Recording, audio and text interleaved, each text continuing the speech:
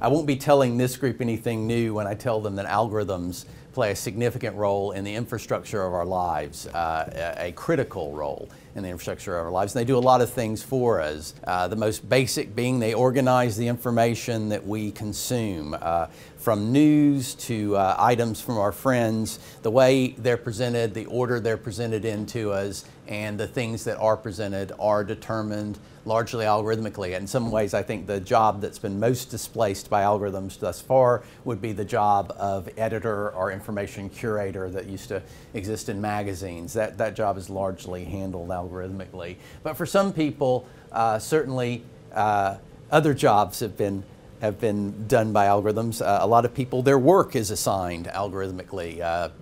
Uber, Deliveroo, the jobs that they do sequentially, sometimes on a minute-by-minute basis, are determined algorithmically. And of course, in Mechanical Turk, people are actually being assigned jobs algorithmically and acting as algorithms themselves in an odd sort of way.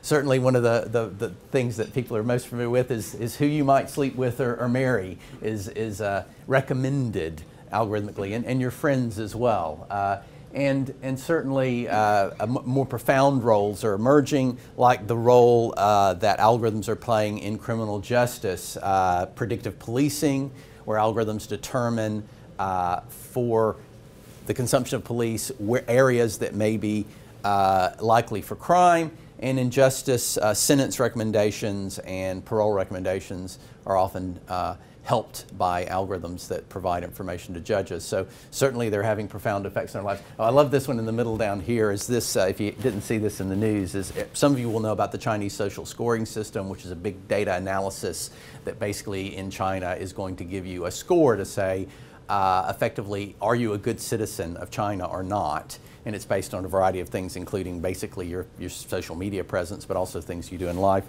Gives you access to things like travel and high quality goods that you can buy. You get social perks by having a high score. But one of the things they're experimenting with, these Chinese policemen are wearing augmented reality glasses that will help them identify potential offenders. So effectively, they'll do facial recognition and then label them with their social credit score. And if it's a low score, then they'll know there's somebody we might be concerned about.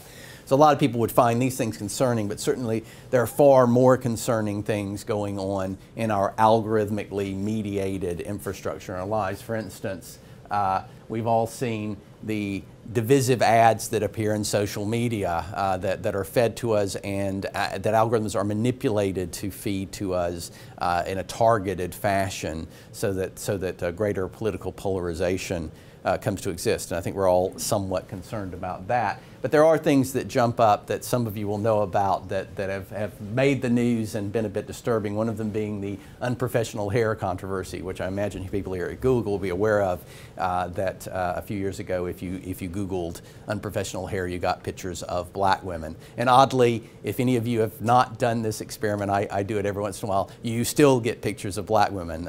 You guys have fixed the problem, but the problem has not been fixed because now you get pictures of black women because this story existed. It's made a social feedback loop, and these social feedback loops are a big part of what I'm talking about today. And some of them you'll notice in this controversy is Microsoft's Tay Twitter bot that probably most of you know about, that they put up a Twitter bot that was supposed to learn to say things from other Twitter users, and very quickly it learned to say, amongst other things, we're going to build a wall and Mexico is going to pay for it. So that tells you about the time that it came out. And it also learned to say, Hitler was right, I hate the Jews. And they had to take it down within 24 hours. Another controversy that you guys will be familiar with is the are women evil, are Jews evil controversy. Carol Cadwalder in the Observer discovered that if you typed in those, the Google suggest came up with are Jews evil and are women evil. This has been corrected for, obviously. However, you still get some pretty funny things. I've given this talk in a lot of places. I gave it up near Liverpool at the Blue Dot Festival, and I used the "Our Scousers," and it immediately told me "Our Scousers thieves" came up, and that really works for the audience. And then the other one was the Welsh. You have to look down quite a ways there, but if you put "Are the Welsh," this is at the number 6 festival, inbred is one of the suggestions. Now, as you guys know, these are all things that people actually searched for, but again, I'm talking about feedback loops. Things that are a bit more disturbing, obviously the labeling of a black couple as gorillas that occurred a number of years ago that's been worked with is a disturbing phenomena. Apparent algorithmic racism that we need to be concerned about. And this woman down at the bottom is Joy Bualawini. I always mispronounce her name, but she's a researcher who discovered that many of the facial recognition algorithms that exist don't see her face, unless she puts on a white mask, and then it does. And she also discovered the rather disturbing fact that a while ago, if you typed in black girls, you got pictures of porn. That was the number one, black girls generated pictures of porn as search results. So we have to think about, why is this happening? Why are these things that are apparent racism happening in our algorithmically mediated infrastructure of our entire world? And there are several theories. One theory is that big data is a scary mirror. Effectively, we've held the mirror up to ourselves and we found out we're kind of racist. And I'm not saying that's not true. There's some truth to that, for sure. Another thing that's popular in the media is that it's the alt-right programmer ecosystem, that there are people out there manipulating the algorithms in order to make certain kinds of political things happen. That's certainly not untrue as well. There's some truth to that. And certainly lack of diversity in computing is an issue as well. But that's not the thing I'm here to talk about. Theory 3 is the thing I'm here to talk about, and that's that there's something about algorithms. There's something about algorithms that leads them to propagate a certain kind of way of looking at people. And I know something about certain ways of looking at people because this is where I'm from, all right? I'm from America, obviously. I've been British for quite some time, but this is my country of birth. And this map is colored based on the results of the 2016 presidential election by county across the United States. Blue being Democratic, red being Republican. This makes it look like America's majority Republican, but that's only by land mass, it's not by population. If you resize this map, and you can find maps online that will do this, resize this map based on population, you'll see that it's about half and half. That's because America's population are concentrated on the West Coast and the East Coast. So the center shrinks and you get about half and half of blue and red. But the place I'm from particularly is here, is Alabama. I'm from Alabama. I came here 22 years ago from Alabama. And you guys, some of you would have come to the talk last month by an author, the author Louis Dartnell of Origins, How the Earth Made Us. Interesting talk. And he showed you this diagram. And what he was talking about is this Democratic voting band here is what we in America call the black belt. And the reason it exists is because geophysically, that area, Dartnell told you this, geophysically, that area is where certain soil conditions exist that grow certain crops very well, in particular cotton. And therefore, this was the concentration of slavery in the South, a high concentration. And these counties are still majority black counties. But there's one outlier, and it's that blue one up here, right? The high blue dot in Alabama. That's Jefferson County, and that's where I'm from. I'm from Jefferson County, Alabama. I'm from Birmingham, which is the biggest city in Alabama now. And it's not a part of the slavery narrative. It is, but it was a city that existed before slavery. It's a post-slavery city. And the reason it came into existence is because it was discovered that in Birmingham, Alabama, it's the only place on earth where you can get all the ingredients to make high-quality steel in a single place. And the reason it's called Birmingham is obvious then, right? It's from your Birmingham. It's a steel town. It's a new Birmingham in America. And it was founded in the late 19th, early 20th century, and it drew in people from all over the world. Eastern European Jews came to Birmingham to run retail businesses. Italians came to Birmingham to run the grocery business. Scottish people who had lost their jobs in the coal gas industry outside Glasgow because coal gas became a redundant technology because of electrification. And so they all lost their jobs and they all came across and went to places like Birmingham. There's a big Scottish settlement. And those are my ancestors. My ancestors are people who lived outside Glasgow and mined coal there and then lost their jobs and came to Birmingham, Alabama. And also, of course, there was a black community there at post-slavery, and I say post-slavery in quotes because of laws in Alabama, they were worked like slaves in the mines in many ways as well. But the thing I want to point out is that there was a great deal of ethnic diversity in Jefferson County. It's one of the most ethnically diverse counties in the South. However, diversity and mixing are not the same thing. Now, while Jefferson County, Alabama had a great deal of diversity, it had very little in the way of mixing. And that's because of Jim Crow laws. Jim Crow laws are laws that restricted things like people using the same water fountains, people sitting in the same area on buses, people using the same dressing rooms to try on clothes, and even in Birmingham, the most segregated city on the earth in the time of the Civil Rights Movement, you were not allowed to play any board games or card games with a person of a different color by law. You couldn't play checkers with a black guy if you're a white guy. So Jim Crow laws were a huge part of the history of the South, and they're what prevented whites and blacks in particular from mixing. But it's also a part of my history in some ways. When I was born, my parents had to cross barricades to get to the hospital because a protest had broken out, organized here at the 16th Street Baptist Church in Birmingham, Alabama, a real stalwart of the civil rights movement that organized one of the most successful civil rights protests of the civil rights era, the Children's Crusade, where children left their schools and marched in the streets to end the Jim Crow laws of Birmingham, Alabama, of a particular city. And they were, of course, subjected to Bull Connor's water cannons. Protesters were subjected to outright violence in the streets, and kids even had attack dogs sicked on them. And this was going on while I was being born. I was actually being born while these protests were going on. Now, 14 days after my birth, this led to the end of the Jim Crow laws in Birmingham. There was so much public embarrassment from this terrible event that the merchants and leaders of Birmingham settled, and basically on a legal basis you could try on clothes in the same place, black and white people could try on clothes in the same place, black and white people could drink from the same water fountains, black and white people could sit in the same areas of a bus, and that's because of these children. Now, then I started growing up. So I grew up in a world post-Jim Crow laws. That's not to say I grew up in a world where there was mixing between the races in Birmingham, Alabama, believe me. This is me as a little boy with my sister and her doggie. And this is me when my grandfather took me to see The Bootlegger.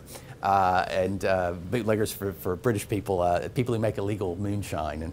And those two fellas are guys who ran a still that my grandfather used to get his liquor from.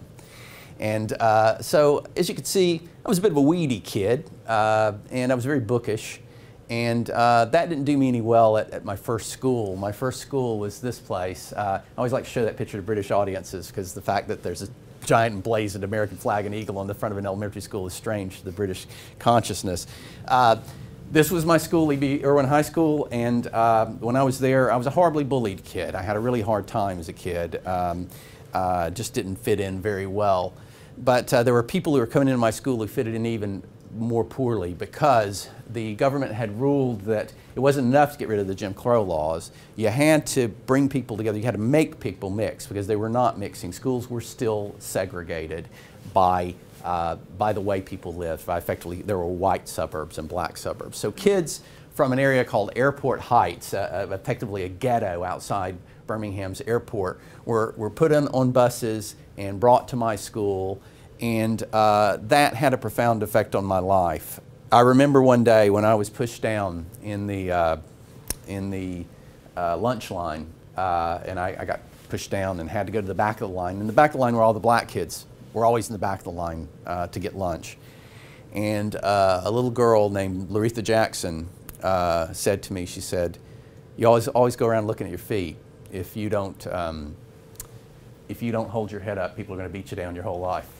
And that changed me. That changed my life. It made me a stronger person. It's the most important piece of advice I've ever gotten. It made me a stronger person.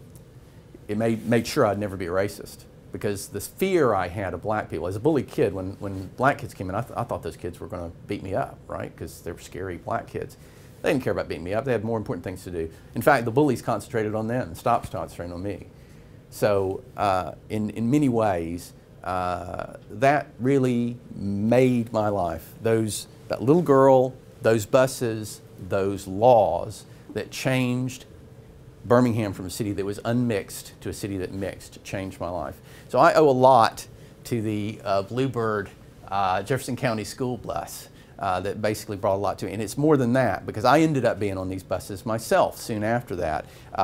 Soon after that, I was bused away to this school, my second school, which is an old 1930s building in Birmingham. Happens to sit in the middle of a black ghetto itself, but it was a ghetto on the other side of the mountain where rich kids lived. And this school was primarily occupied by kids from a different social class than me. I was a lower middle class kid.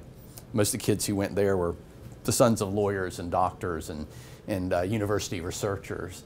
And so I was bused to this school, which ironically, though it was in the middle of a black neighborhood, had one black student out of 250 kids. Now this is in a county that has 40% black people. Now why did this have so few black people in it? Because this is the Jefferson County School for the Gifted and Talented. And the reason that I was brought to that school is I scored rather high on an IQ test.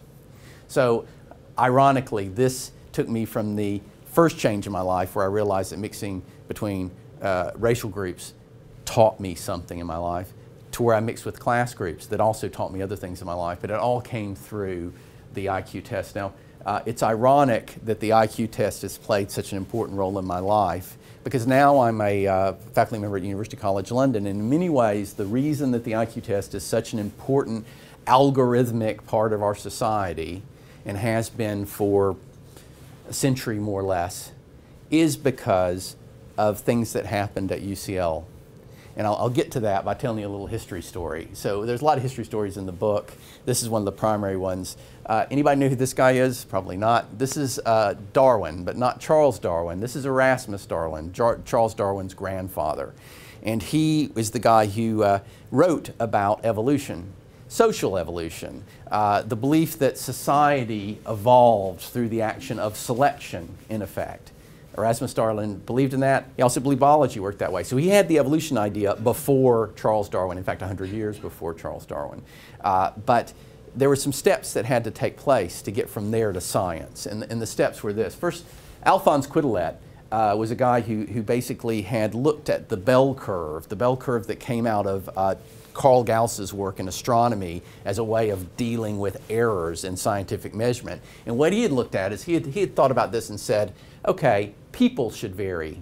There should be errors around an ideal for people. And that ideal he thought of was kind of the gladiator, the ideal soldier. And he took measurements of chest girth of Scottish soldiers and basically showed that they were distributed on a bell curve. And he thought of the middle as being this ideal, and anything higher or lower was a deviant, right? And he used the term deviant, and deviation is a term we use scientifically quite a lot around things like bell curves now, but deviant is what he basically used the term for. So that was the first idea. Variation of humanity around an ideal was the first idea. Second idea that came in is this is Thomas Malthus, who was here in London, was a cleric who basically believed that evolutionary utopianism was a non-Christian bad idea, the idea that we'd evolve to a better state.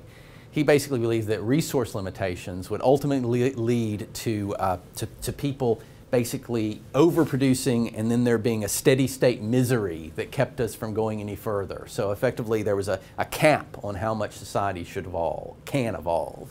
Now, ironically, Charles Darwin took these two ideas, the idea of variation around an ideal and the idea of resource limitations limiting the advance of humanity, and turned them on their heads. He took variation from Quetelet and said there's always variation biologically. Mutations cause variation. He took resource limitations from Malthus and said resource limitations mean that not everybody gets to reproduce. You put those two things together and what you get is advancement. He didn't look at the mean as being the ideal. The mean was the current state. you could advance forward through the resource limitations. And that invented the theory of biological evolution. Now, that was biological evolution, not his grandfather's idea of social evolution. However, and I do want to point out the idea, this is the idea of natural selection that Darwin came up with now, which is the foundation of evolution. Now, this is Herb Spencer, who was a great thinker of his time, largely forgotten now, but a very important intellectual of his time. And he took this idea back to Erasmus Darwin and said, society evolves too. There's this arrow of perfectibility that we're moving up as we evolve human beings, as we evolve society. So the idea of social Darwinism comes from Herb Spencer. And he also changed the word that from natural selection, he changed over this idea of survival of the fittest, and the idea that there's a fittest and we're optimizing towards it comes from Spencer. Darwin really liked this idea. Darwin put it in the 5th version of Origin of the Species, and it became dogma, effectively, that there's survival of the fittest. Now, the fittest is a bit of a tautological argument, but it does bring in this idea that we're evolving towards better human beings. We're on this unipolar optimizing track, right? So that was then taken up by Darwin's first cousin, Francis Galton, who was one of the people who was behind the founding of UCL. And Francis Galton invented a new idea, a distinctly British idea called eugenics. This is the Office of the Eugenics Society here in the UK. The eugenics department, the first eugenics department of the university was at UCL, the UCL Eugenics Department. And UCL has a great history in eugenics. Wonderful liberal institution, UCL. First place you get a college degree in England and not be in the Church of England. Most people don't know that. It was up until UCL's foundation, you could not get a college degree in England and Scotland, I believe. Ireland ran ahead of us slightly on this. But basically, a great, tolerant, progressive institution that very much believed that eugenics was the future of a progressive society. And the Eugenics Society was a very progressive idea, a very liberal idea. Members included Karl Pearson, of course, Neville Chamberlain, John Maynard Keynes, Margaret Sanger. Many people believed that eugenics was a way to improve the lot of humanity. And that went along just fine for a while. And I love this diagram that I found. This is from a eugenics text. And you note, I've talked about this optimizing line. We have here the progression of humanity forward, right, along the skulls of people and measuring how their cranial capacity contained bigger and bigger brains as you moved up this scale. And even though some of the larger skulls might be down here in the scale, the cranial capacity was smaller, so effectively those were people who were more inferior intellectually. You note that down here at the end we have the kind of European Caucasoid man, and then you have the Greek statue, just like Quetelet, the Greek statue of the ideal that we're trying to evolve towards.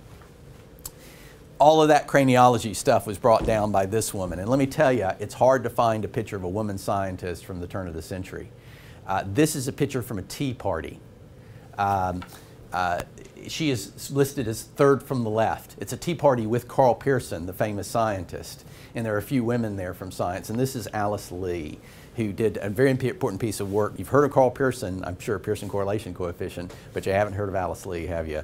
And some of you may have, but I really doubt it. But Alice Lee, what she did was so incredibly clever. UCL had the largest collection of human skulls in the world.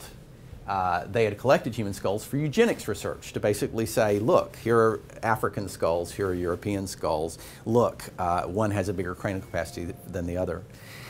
And what she did is she basically, by measuring the cranial capacity, filling skulls up with sand and emptying them out and weighing the sand, and using statistical calculations to take external measures of the skulls to basically infer a formula, 2 formulae, that said how much cranial capacity there was based on these external things. She verified it very thoroughly, and then what she did is she took all the anatomists who believed in the craniology theory and listed off how big their brains were.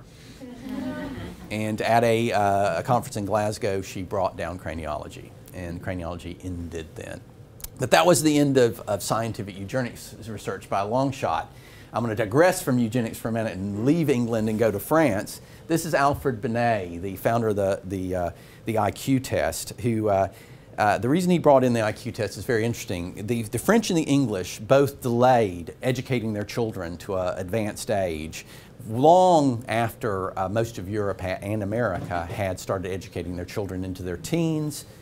Effectively, for some reason France was delayed, for some reason England was delayed. France was delayed because of the controversy between the Catholic Church and the government. England was delayed because of class issues around education. But nonetheless, when Binet came along and studied intelligence, he basically found that he thought intelligence was very complex. He studied chess players that had feelings, images, emotions. All of these things are involved in intelligence. And he thought intelligence was very complex. Yet, he came up with a test that generated a bell curve to classify these children. But he was very careful in his lifetime to say, all he was trying to do really was say, kids who do poorly on this test are probably kids who need some more help in school. And he spent his entire life, and his partner, Simon, spent his entire life saying the IQ test shouldn't be used to categorize people. It should be something that's used to help people who are on the low end, otherwise we should ignore its results. However, that's not how things turned out. These two gentlemen, back to England again, this is Karl Pearson and Charles Spearman, and some of you will know them from, if you're algorithmists, you'll kind of know that they're the guys who developed factor analysis and principal component analysis and a number of other statistical techniques that are commonplace in the algorithms that we use today. And the reason those algorithms are used, you'll know, is to reduce complicated data sets down to simpler features. And what they did, just like in France, children had started being educated to a high age. They had a lot of exam scores that they could look at. And what they were trying to do is use PCA, really, to identify a principal axis in these exam scores that indicated that there was a G factor, a general intelligence factor, that underlied all academic success. And that effectively intelligence could be brought down to a single number that they implied was genetic. And that was the goal of this research. In many ways, most of the statistical techniques we use in algorithms today for the reduction of data have origins that go back to the beginning of the eugenics movement. So that worked out fine in Britain. Britain, the eugenics movement was largely a progressive idea, not so much in America. This is Henry Goddard, who took the idea of the G factor, right? He took the idea of the G factor and said, well, I'll take that and I'll combine it with this French test, the IQ test, which had been brought over to America. And then I'll use it to categorize people for purposes of limiting immigration into the United States. Because after the potato famine, there had been a great influx of Irish people who were basically thought of by both the English and the Americans as inferior, genetically inferior. This is something we've all forgotten, but it was very commonplace to believe that the Irish were genetically inferior in England and in America. And Italians were coming over too, and they thought those were kind of a bit dark people and they were a little inferior too. So they had this idea that they had to weed these inferior people out. And what they did it with was the IQ test. And in fact, Goddard used this to categorize people, and he came up with some very interesting categories. Goddard invented the word moron. The word moron did not exist before Henry Goddard in English. So he basically took the IQ test and he came up with definite areas of the IQ test range that were idiot, imbecile, moron, normal, gifted. And that was used not only to exclude people for purposes of immigration, it was used to sterilize people well into the 60s and 70s. Okay? People were sterilized based on their inferior results in this digestion of things well into that. So I want to point out that this is all about simplifying and generalizing around quantitative values. What we've done is taken human beings and simplifies them and generalized them using numbers. And that's something that has a rather unsavory history. In America, this is a eugenics kind of bulletin board. It says some people are born to be a burden on the rest. And the Americans really made negative eugenics into a real thing. I mean, it was, they were the kings of negative eugenics up until the time that it was taken up by the Nazis. And the Nazis, here's the burden of the racial groups on the Aryan man. Same sort of idea taken up by the Nazis. And of course, the Nazis continued this in a brutal and horrible way. They were still using the skull measurement technique, even though Alice Lee had largely disproved it. And they also enacted laws that basically were based on the idea that some people are down on the inferior end of the scale and some people on the superior end of the scale. The Nuremberg laws, which most Americans won't realize, were advised by this man, Laughlin, who was one of the guys who came up with racial anti-mixing laws in the United States. The United States had the longest laws against miscegenation, marriage between the races, of any country that's ever been on Earth. The longest time. So, and it was into the 60s. You couldn't marry a black woman in America into the 60s. In certain states, but you know, it's still a shocking thing. But yet, this is how we think of America with the Nazis, right? America knocking out the horrible Nazi menace. And we think of that about Britain as well. As, you know, we brought down the Nazi menace. We banned eugenics from consciousness. Eugenics disappeared as a word that people in polite society would use and think about as a way of social engineering, because the Nazis had made it so bad that it became unpalatable. The one thing that survived was the IQ test. The idea of data analysis to categorize people persisted well into the modern era and persists to this day. As some of you know, these topics are not gone away by the slightest. So the idea of data analysis to categorize people is a live idea, an idea with a history that cannot be disconnected from racism. So the question is that the indicator that there's something about algorithms? Well, I believe it is, and I'm going to say this. Algorithms are prejudiced. Algorithms are prejudiced, and this is a bold statement that I make because I believe it's true, and it's true for the following reason. Let's think about what prejudice means. Prejudice means to prejudge, and how does one prejudge? One prejudges by simplification and generalization. Now, those of you who work in AI will know that AI algorithms are designed to simplify and generalize. That's their job, and that's a good thing. You know, simplifying and generalizing about complex things can be very, very valuable, but it has to be mediated, particularly when it's about people.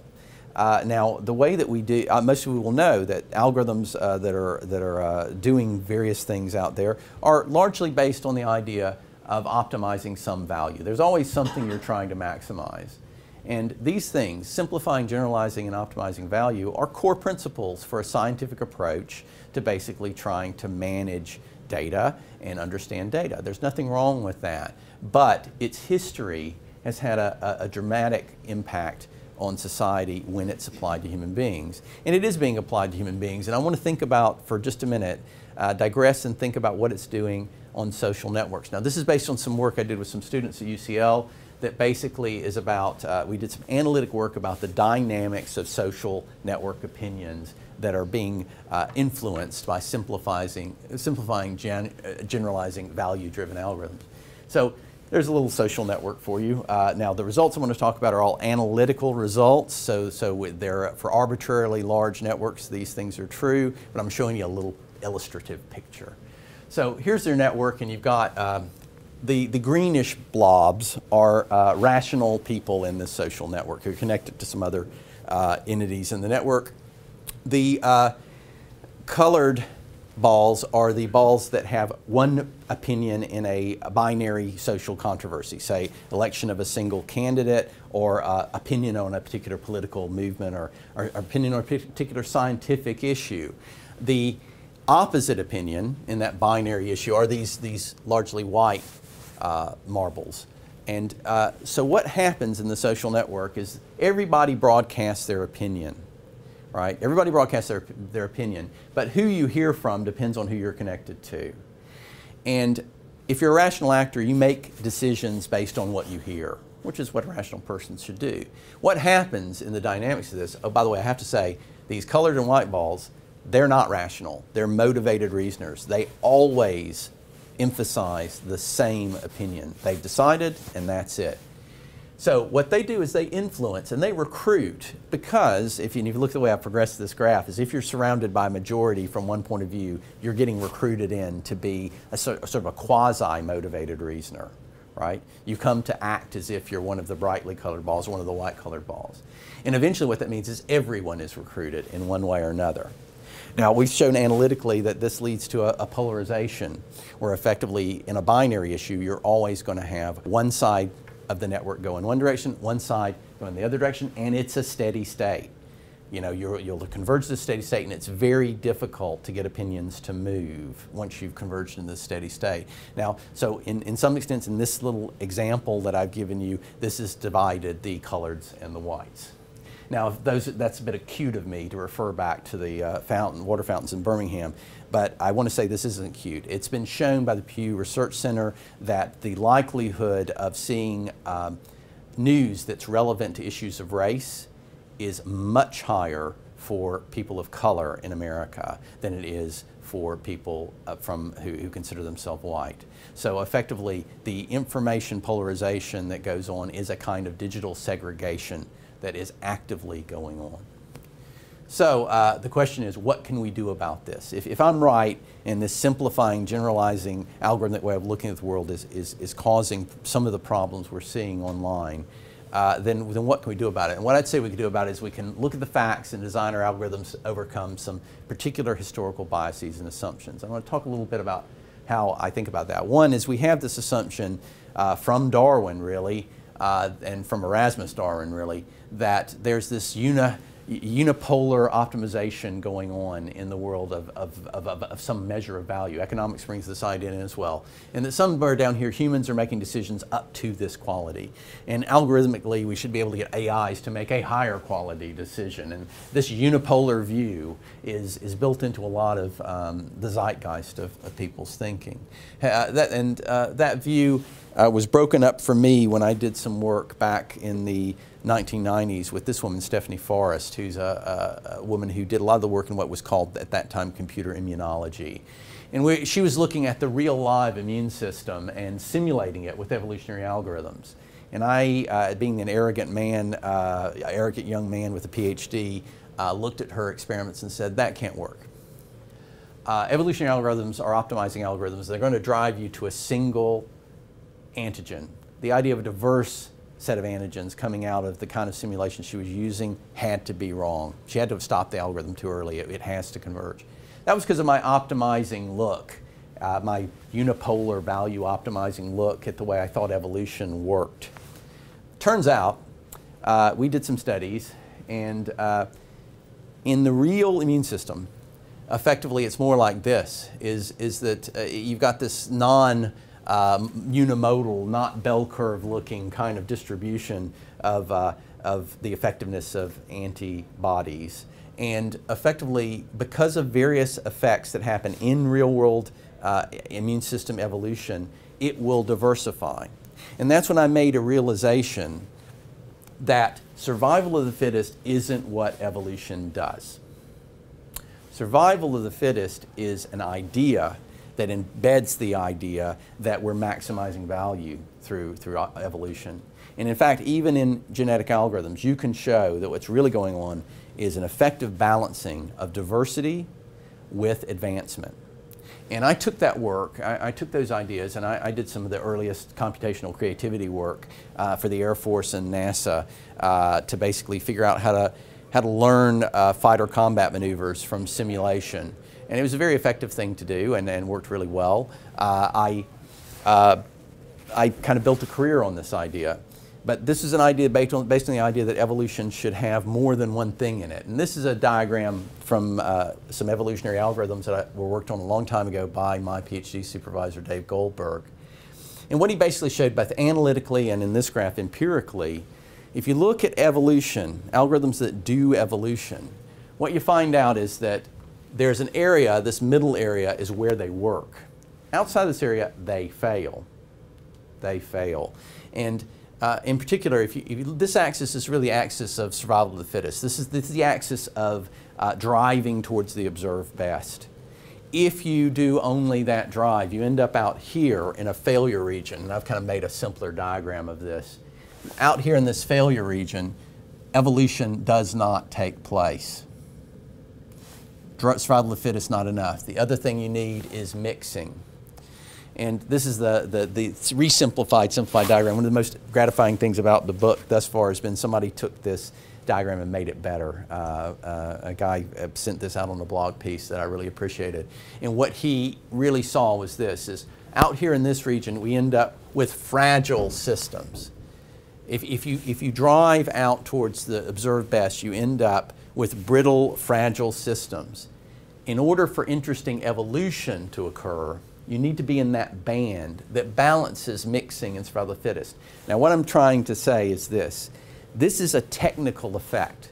This is an effect we can explore as scientists. This is an effect we can build into our algorithms. The balancing of mixing and survival of the fittest. The balancing of driving towards what we think what's the observed best is and some metric we're using to optimize an algorithm we've built. And a metric that basically says how diverse are the outputs we're giving to human beings. By concentrating on the idea that there's this edge of chaos phenomena, we can actually come up with algorithms that do something that is productive evolution, and algorithms are showing us that's what we should do. That's the right look at evolution, right? And what we're designing online in the massive networks that we're building is an evolutionary system. And we need to emphasize that idea that diversity preservation is an important part of what we need to build. So what I'm talking about is a science-led shift in perspective away from simplifying, generalizing, value-driven, survival of the fittest ideas that descend from this past that we have that's taken social science and turned it into an optimization problem, towards the idea of diversity preservation with mixing. And I want everyone here to think about, in all the different algorithms they implement that do different things, what that means. What does it mean to not have an answer come out of an algorithm that is the pat answer that says, here's the maximum value as far as I can aware. Instead, giving diverse alternatives as answers and trying to promote diversity actively in order to have more functional algorithmic infrastructure for the future that may end some of these problems of apparent intolerance that seem to pop out of the feedback loops between people and algorithms. And I think if we do this, you know, we can be the agent. We can be the agent of change the way this school bus was the agent of change in my past and the agent of change for a whole generation. So that's my talk. I'd be glad to answer some questions.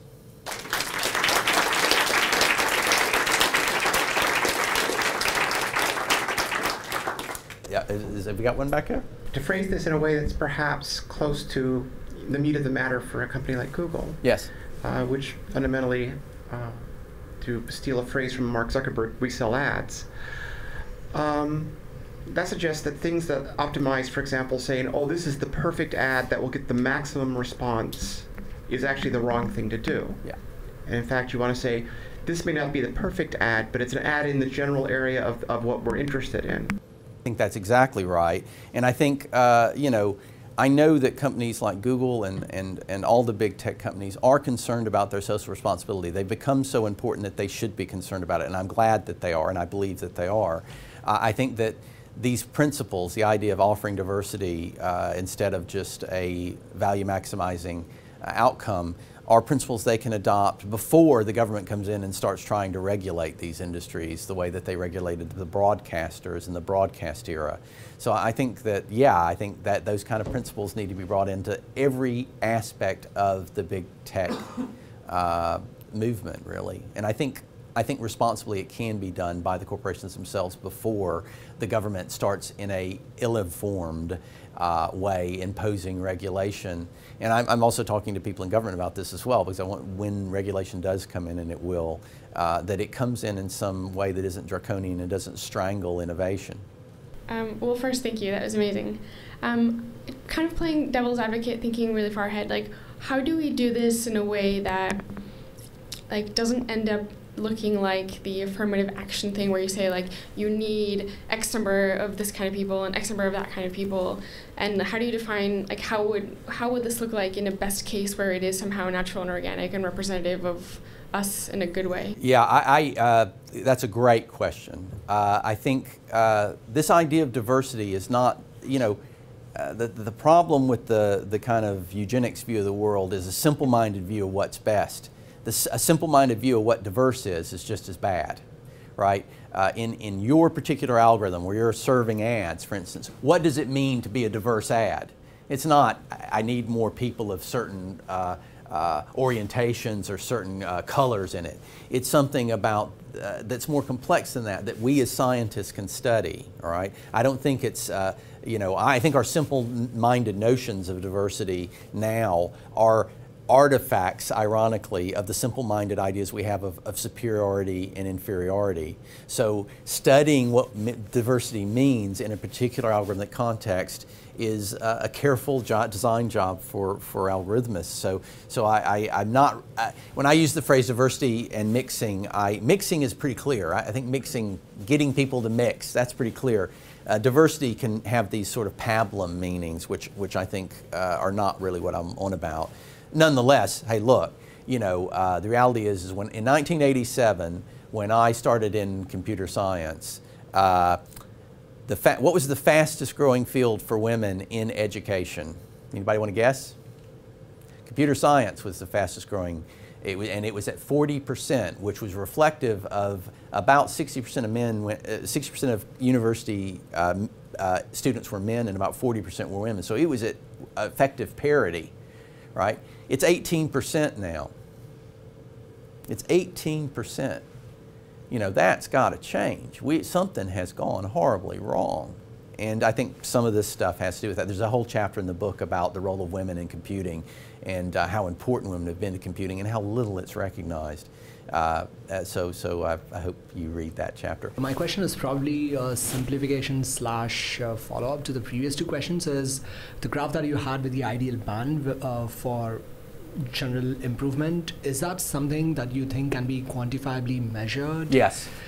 Because the appeal of the previous sort of single axis value optimizing function was that it can be very easily measured and you can measure your improvements on that axis. Yeah, I do think that the edge of chaos effect can be quantitatively measured. I do think it has to be adaptively measured because I think any quantification we come up with is probably going to dissolve the way that market information effectively dissolves into a market. So I think that we're looking at a problem of continuous adaptation. Nonetheless, I think there are technical metrics for, am I at a productive level in that 2 graph? Am I able to be in that band? I do think this is a research question that can be explored. And people who have been doing edge of chaos type work in complex systems have already been doing that, not in the context I'm talking about. So I do think there is a technical angle of research for this work.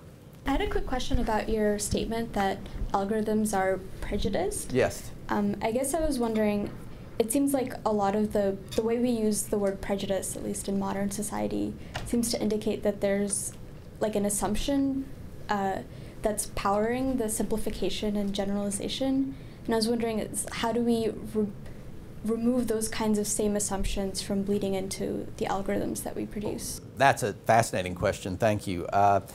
Here's the thing, is I'm a believer that all representations are biased. It's impossible to have, and I mean that in the technical sense of bias, not in the kind of social sense of bias. Representations induce bias.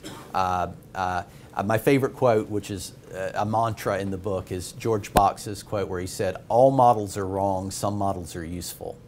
So in that sense, when you simplify or generalize, when you come up with a representation for a complex problem, you are inducing biases. And that can't be avoided. The only thing you can do is, like Box said, some models are useful. So you have to kind of be aware of those biases and then adapt around them and be able to basically say, okay, this is a representation. I got this result. It's a representational artifact. Now I need to change things. So effectively, I'm a great believer that you can't take the human out of the loop, because the great things human beings do is they deal with the deep uncertainties of the world adaptively and in an ongoing fashion that becomes an evolving system. So I guess, can you remove, the question was, can you remove the biases that sit behind the prejudging? I guess my answer is no, you can't. They will change continuously. and we have to be involved in that process continuously. Hope that answers your question. A few of us here actually work using deep learning to build some predictive models in essentially to predict and prevent deterioration of patients in hospitals. So we work directly on healthcare. And one of our main drivers is obviously patient outcomes and how can we save lives at the end of the day, right? To put in simplistic terms. How should we take your takeaway of the do not maximize the sort of maximum utility and survival of the fittest in that kind of environment? That's a good question and a deeply technical question that we probably have to consult on to really understand. However, I'll say this is a long time ago I did some routing, some work where I was doing genetic algorithms-based routing for military vehicles. And one of the things I found out is the commanders didn't like a black box outcome. And the reason they didn't like that is because they'd say, I'm going to be flying this missile through this territory, and I've had a model now of what I think the threat environment is. And the commanders at that time were very aware of the fact that models are just models. And what they wanted was diverse solutions. So they wanted the algorithm to tell them not a probability distribution around a single route. They wanted it to give me, this route looks good and this route looks good. They wanted different routes. So they wanted a diversity presented to the human being for the final decision, because then they used their gut, right? They used their gut and said, okay, the algorithm says that's the best route, but we're going to fly this one because I don't believe it.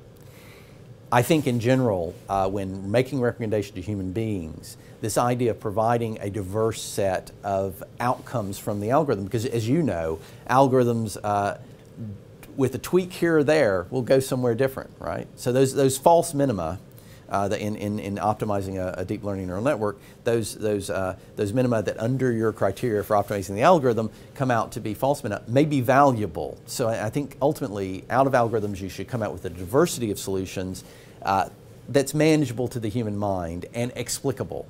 And I think that's the way I would try to do it, is never give a human a black box decision from an algorithm, because they're going to believe it and they're not going to understand the underlying assumptions you made along the way, which could be fatal in some instance. I mean, you know, none of us can foresee the unforeseen future, and no algorithm can either. So you need to give people the ability to have, you know, adaptive solutions, and I think some of that is giving them a diversity of solutions. So I want to know how practical actually to make our algorithms diverse and not prejudiced, because based on just my experience, for example, if you're working on a feature, making it do 1, 2, 3, it's okay. Then making it 1, 2, 3, 4, and 5, it's really hard. Yeah. Well, in the evolutionary computation community, the kind of technical way that you do it is, I mean, there's something called niching that's done in GAs, and the way you really do it is you come up with a way of saying, if my population is all looking too similar, in a Malthusian sort of way, in a Thomas Malthus sort of way, you lower their productivity by basically saying everything's too similar. And when you do that, you get the pushback effect that leads to balance. And these immune system simulations I talked about, the interesting thing that came out of them was the reason you get a diverse set of antigens, of antibodies, is because when the antibodies cling to the antigen, they block other antibodies from clinging to the antigen. So they've absorbed the resource. That causes the fitness of that kind of antigen to drop. So, but if it dropped so much that you wouldn't get the sticking in the first place. So the idea, you get this, and this was what happens in real evolution. You get resource consumption pressuring away from uniformity of solution. So in general, my advice, and we'd have to look at it technically for any particular application, but in general, the kind of advice is this, is put in evolutionary pressures that drive away from homogeneity and then let the emergent effect come out, right? And the emergent effect generally is a balancing effect. But that, I think for a particular application, we have to look at it in deep technical detail, but I think that's the general advice. I think you made a great point about how reason maybe why algorithms are inherently biased is because of the simplification. But I guess my question is, what is your opinion in that, like humans, like I guess you mentioned how humans are different, but one could argue that humans also, when making decisions, often try to like make a rational decision by formulaically making the pros and cons and simplifying things. So do you think it's actually different? Humans absolutely simplify and generalize in order to make every decision they make. what has to come into that is think of it this way. You probably know people, I know people who treat people in horribly simplifying, generalizing ways, and they're not people who are my friends, but who make judgments about people based on really, I'd say gender is the number one. I mean, I know, I've met lots of men in my life who basically treat women and men profoundly differently because they're making that simplifying judgment. We have a tendency to simplify and generalize. We have morals and ethics that come in to cancel out our ability to do that, to basically go in and say, look, I'm not going to judge this person based on the color of their skin or based on their gender, even though I might, you know, look, I grew up in a horribly racist, horribly sexist place. Those things are in me, right? I can't get away from it.